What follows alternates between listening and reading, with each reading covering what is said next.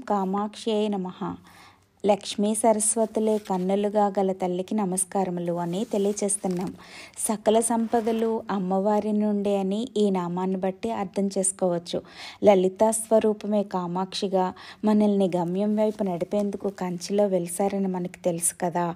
ఆ అమ్మ నామాన్ని పలకగలిగాము అన్నా కూడా ఆ తల్లి కరుణారస దృక్కులు మన మీద పడినట్లే అని అర్థం చేసుకోవచ్చండి.